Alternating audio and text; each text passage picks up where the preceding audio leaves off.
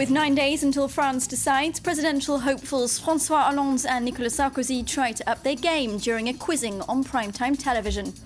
Spanish unemployment hits a 16-year high. The jobless rate tops 24% as Spain's credit rating gets a 2-notch downgrade. And trying to stabilise West Africa, regional leaders agree to send troops to Mali and Guinea-Bissau following coups in both countries. Those are the headlines. Thank you for joining us here on France 24. Back to back before they go head-to-head. With just over a week until the runoff election, French presidential candidates François Hollande and Nicolas Sarkozy have both faced an hour-long grilling on primetime television. The pair fielded questions on the economy, with Sarkozy pledging to reduce France's budget deficit and Hollande arguing for growth over austerity. The two men need to attract the 6.5 million people who voted for the far right in the first round, but it's a delicate balancing act because they also have to win over centrist supporters. The situation, however, pales in comparison to Spain's gloomy outlook. The latest unemployment statistics there show the number of people out of work in March stood at over 5.5 million. That's almost a quarter of the total population. Our correspondent Sarah Morris joins us now from Madrid. Sarah, more bad economic news heaping pressure on the Spanish government then? And Sarah, these figures will do little to reassure investors who are jittery as it is, and they come off the back of a credit rating downgrade too.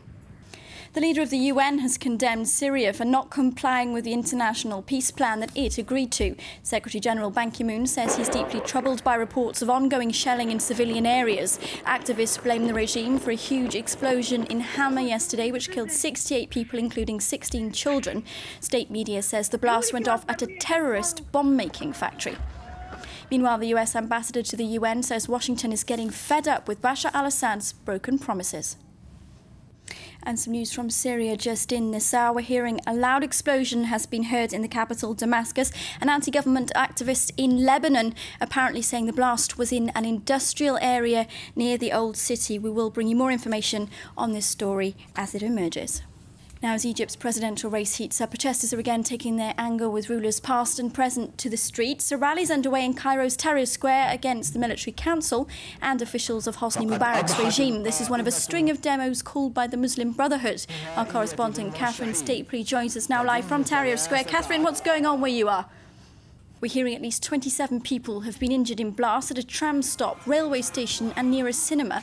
The Interior Minister is on his way to the city to investigate.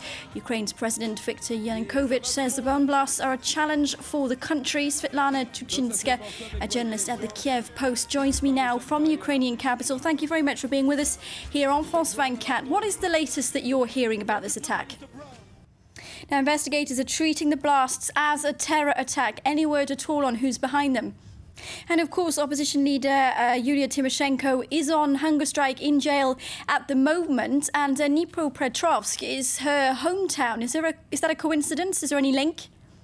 We end with some sports news. Pep Guardiola looks set to make an announcement that will lay to rest the speculation about his future as coach of FC Barcelona. The 41-year-old is reportedly set to quit his post at the end of the month. Guardiola's been with the Spanish giant since May 2008. I'm joined now on the line by Eric Bielderman from L'Equipe newspaper here in France. Many thanks for being with us here on France 24. Guardiola oversaw a golden era in Barca's history, but they've been on a losing streak lately, getting knocked out of the Champions League just last week. Did he jump or was he pushed?